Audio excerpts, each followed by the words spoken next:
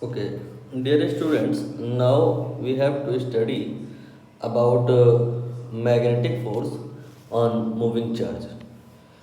Based on that, we have few questions over here जो कि आपके एग्ज़ाम में आए हुए हैं जनवरी अटेम्प्ट में करेंगे उनको भी बट बिफोर दैट शॉर्ट में मैं आपको थ्योरी ब्रीफ किए दे रहा हूँ। बात करनी है हमें यहाँ पर मूविंग चार्ज की and on moving charge we have to discuss about magnetic force. I hope relatively आपको आइडिया होगा। शुरुआत में ही मैंने आपको क्लियर किया था। दो प्रकार की बातें होती हैं, उनमें कन्फ्यूज़न होता है। कोई वायर अगर है और उसमें अगर करंट है तो होता क्या है कि वो दो काम कर सकता है।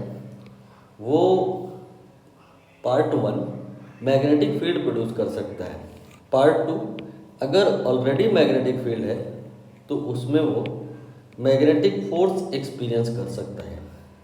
यहाँ पर मैंने दो वायर लिए हैं, एक में करंट I1 है, एक में करंट I2 है और यहाँ पर इनके बीच में फोर्स लगेगा। यहाँ पर जो फोर्स लगेगा वो आपको डायरेक्टली याद ज़रूर रखना है, लेकिन जो कैलकुलेट होता है वो एक स्टेप में नहीं होता है, दो स्टेप में होता है। कैसे? Because of this wire, because of this current carrying wire, firstly we will calculate magnetic field in its surrounding. So here we have magnetic field because of I1 and this magnetic field will exert a force on this wire because this wire also carrying current. ये homework है, यहाँ पर जो इसका answer आएगा वो आपको याद रखना है, वो इम्पॉर्टेंट है। चलिए मैं लिख देता हूँ, आंसर ये आएगा mu naught upon 4 pi 2I1 I2 divide by r. ये फोर्स का फॉर्मूला नहीं है, ये फोर्स पर यूनिट लेंथ का फॉर्मूला है। यहाँ पर लेंथ अगर दी जाएगी तब जा कर के आप फाइनली फोर्स निकाल पाएंगे। कुछ लोग इसे ऐसे भी याद कर सकते हैं या करते हैं, mu naught I1 I2 divided by 2 cancel हो जाएगा, 2 पाई आर आ जाएगा। इस फॉर्मूले का एक और यूज़ होता है calculation of the dimension of mu naught. ये सब होमवर्क में है, ऑलरेडी हम इसको कई बार कर चुके हैं, बहुत बार बार रिपीट करने की नीड नहीं है।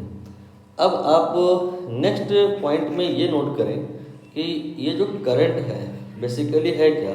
चार्ज नहीं। चार्ज की दो सिचुएशन हो सकती हैं, वो रेस्ट में हो सकता है और वो मोशन में हो सकता है। तो चार्ज जब मोशन में है that time it will constitute a current. तो यहाँ पर आई एग्री क्या है? एक करंट है। तो यहाँ पर एक माना जा सकता है चार्ज है जो मोशन में है। यहाँ पर हमने Q1 मान लिया और मान लिया उसकी वेलोसिटी V1 है। ऐसे ही हम यहाँ पर मान सकते हैं Q2 है और उसकी वेलोसिटी V2 है। सेम थिंग जो यहाँ पर हो रही है वही यहाँ पर भी होगी। क्या कि ये वाला जो चार्ज है it will behave like a source charge, source of what? Source of magnetic field. This charge in its surrounding, यहाँ यहाँ यहाँ यहाँ हर जगह मैग्नेटिक फील्ड प्रोड्यूस करेगा and in this magnetic field this charge will experience a force because it is in motion. Now we can say कि जो ये charge है ये अगर मोशन में है और वहाँ पहले से मैग्नेटिक फील्ड है तो ये एक फोर्स एक्सपीरियंस करेगा। चीज़ों को एक बार फिर से आप कनेक्ट करिए। क्या कहा मैंने?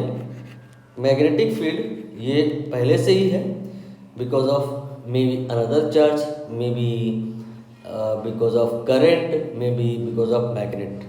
तो मैग्नेटिक फील्ड में अगर कोई चार्ज है और उस चार्ज में वेलोसिटी है तो उस पर फोर्स लगेगा। चार बातें हो गई यहाँ पे। F Q V B, when a charge is in motion and it is in magnetic field it will experience a force. For that purpose we have a formula, you have to remember that. I hope आपको याद ही होगा। बस ये revision purpose के लिए बताया जा रहा है, ठीक है। ये आपको याद रखना है, ये एक वेक्टर रिलेशन है। अगर आप इसको दो पार्ट में लिखें तो बेहतर होगा, मैग्नीट्यूड पार्ट अलग और डायरेक्शन पार्ट अलग। मैग्नीट्यूड पार्ट की बात करें तो q v B sine theta आएगा, एंड डायरेक्शन पार्ट की अगर बात करें तो दो पार्ट में होगा डायरेक्शन, क्योंकि हो सकता है ये चार्ज नेगेटिव हो, तब कहानी में थोड़ा सा बदलाव आएगा। अगर आपका चार्ज जो है वो पॉजिटिव है, दैट टाइम जो फोर्स होगा उसका जो डायरेक्शन होगा we can say F cap, that will be parallel to the direction of v cross p, ठीक है। लेकिन अगर चार्ज नेगेटिव है तो फोर्स की डायरेक्शन ऐसा नहीं होगा, direction of the force will be anti parallel, मतलब 180 डिग्री v क्रॉस b का जो डायरेक्शन आएगा उससे अपोजिट होगा f वेक्टर का या f कैप का डायरेक्शन, ठीक है। अब यहाँ पर एक बात आपको और नोटिस करनी है, क्या बात नंबर 1 कि अगर थीटा 0 है तो क्या होगा, अगर थीटा 90 है तो क्या होगा, अगर थीटा 180 है तो क्या होगा। These are the special cases, we have to remember that directly. If theta is 0 we can put the value of theta over here, you get sin 0 which is 0, so f will be qvb sin 0, after all it is 0. Same here for the case of 180, but for the case of 90 it will be qvb sin 90 which is 1 and which is maximum also, so we can say that it is f max. तो यहाँ से आपको ये learning मिलती है कि if we want maximum force on a charge when it is in magnetic field, we should move it in perpendicular direction. If it is along the field, yeah, it is opposite to the field, then it will experience no force at all. But if it is perpendicular to the field, it will experience a force and which will be maximum. And for any other angle, it will be between 0 and max value, and exact value will be calculated by this formula for the angle given, जो भी given होगा यहाँ रख दिया जाएगा। Now हम इस question की बात कर लें जो कुछ खास नहीं है, बहुत आसान है। यहाँ पर असर्शन रीजन की बात हो रही है। If we talk about assertion, कह रहे हैं कि एक इलेक्ट्रॉन है और certain region uniform magnetic field moving with constant velocity in straight line path. Electron straight line path में ट्रैवल कर रहा है।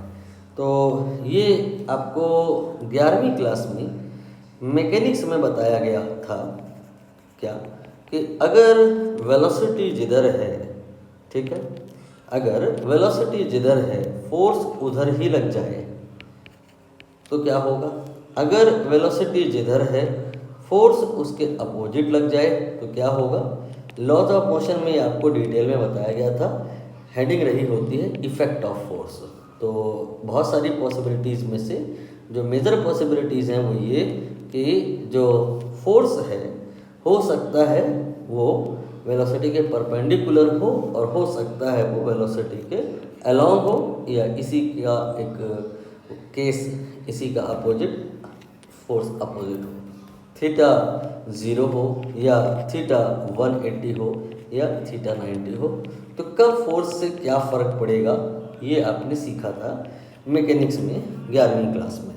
तो यहाँ पे क्या होता है, डायरेक्शन चेंज नहीं होती है। यहाँ पे क्या होता है, डायरेक्शन चेंज नहीं होती है। और यहाँ पे क्या होता है, डायरेक्शन ही चेंज होती है। ये जो फोर्स है ये टर्निंग इफेक्ट जनरेट करता है। यहाँ पे टर्निंग इफेक्ट नहीं होता है, यहाँ पे टर्निंग इफेक्ट नहीं होता है। तो आपको ये समझ में आ रहा होगा कि if we want turning effect force must be perpendicular to the velocity. If it is not perpendicular या फोर्स का कोई भी परपेंडिकुलर कंपोनेंट नहीं है तो कोई टर्निंग इफेक्ट वहाँ पे नहीं होगा, जैसा कि यहाँ पे या यहाँ पे। तो यहाँ पे होगा क्या, यहाँ पे वेलोसिटी में दो बातें होती हैं ना, एक तो उसका डायरेक्शन और दूसरा उसका मैग्नीट्यूड। तो यहाँ पे वेलोसिटी का दो जो बात होता है में से मैग्नीट्यूड पार्ट में कोई चेंज नहीं आएगा, डायरेक्शन वाले पार्ट में चेंज आएगा। जबकि अगर हम यहाँ पे बात करें तो यहाँ पे मैग्नीट्यूड पार्ट में चेंज आएगा, यहाँ पे मैग्नीट्यूड पार्ट में चेंज आएगा। अब मैग्नीट्यूड बढ़ेगा या घटेगा ये भी आपको क्लियर हो रहा होगा कि कोई अगर मान लो आगे को जा रहा है और आप उसको आगे को ही जाने को फोर्स करो तो और तेज़ी से आगे चला जाएगा। मैग्नीट्यूड ऑफ वेलोसिटी या यू कैन से स्पीड यहाँ पे बढ़ेगी। जबकि यहाँ पे जा ये आगे को रहा है लेकिन कोई है जो उसे पीछे से अट्रैक्ट कर रहा है तो फिर वो रुकना चाहेगा, रिटार्ड होगा, स्पीड कम होगी, यहाँ पर मैग्नीट्यूड कम होगा। तो ये सारे केसेस यहाँ पर जो आपने पढ़े होते हैं 11वीं क्लास में इम्प्लीमेंट करने की रिक्वायरमेंट है।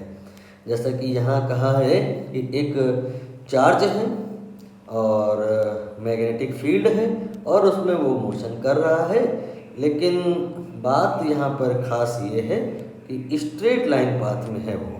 तो इससे क्या आपको लर्निंग मिलती है कि ये जो मैंने पॉसिबिलिटीज़ बताई हैं इसमें से ये पॉसिबिलिटी नहीं हो सकती, क्योंकि इस पॉसिबिलिटी में टर्निंग इफेक्ट आएगा, स्ट्रेट लाइन पाथ फॉलो नहीं हो पाएगा।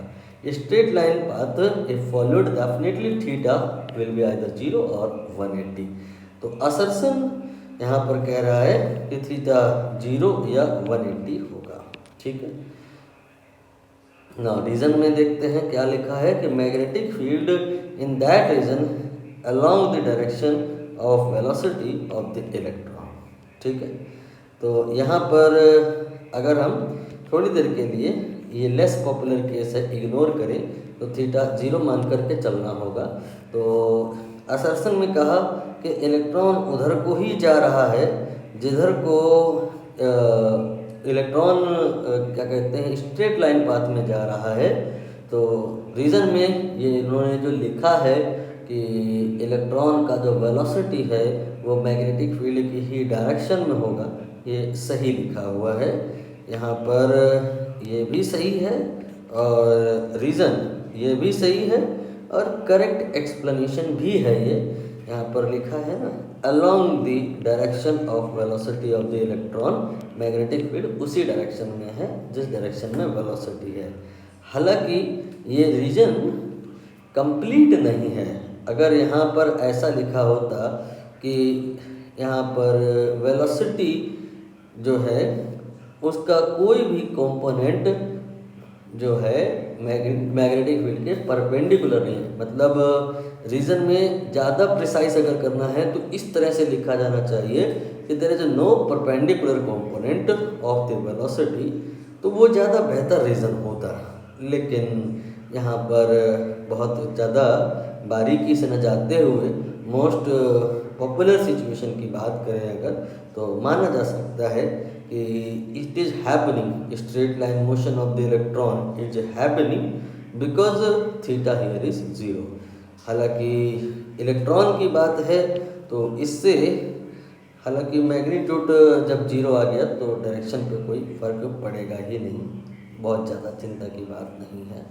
अगेन आई एम टेलिंग कि रीज़न बहुत ज़्यादा परफेक्ट नहीं है, बट जैसा कि जेईई मेन का आजकल पैटर्न बना हुआ है कि बाल की खाल निकालने की ज़रूरत नहीं होती है, थोड़ा ऊपर नीचे होता है तो चलता है, इसलिए यहाँ पर हम असर्शन को सही मानेंगे, रीज़न को वो भी सही मानेंगे और रीज़न मान लेंगे असर्शन को करेक्टली एक्सप्लेन कर रहा है।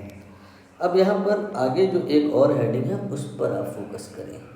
यहाँ लिखा है UCM of charge in magnetic field. UCM I hope आप जानते ही होंगे, यूनिफॉर्म सर्कुलर मोशन। ठीक है, ये कब होगा? Theta equal to 0 and theta equal to 180 पे तो मैंने आपको बता दिया कि जो फोर्स होगा that will be 0, so there will be no acceleration, there will be no change in velocity, means velocity will remain constant, at least direction तो बोल ही सकते हैं remain constant. So direction if not changing path will be straight, but think when path will be circular at theta equal to 0 I think it is not possible at theta equal to 180, it is not possible. एक ही case रह जा रहा है, उसको हमें यहाँ पे डिस्कस करना है। नेक्स्ट हेडलाइन में इसको हम लोग करेंगे।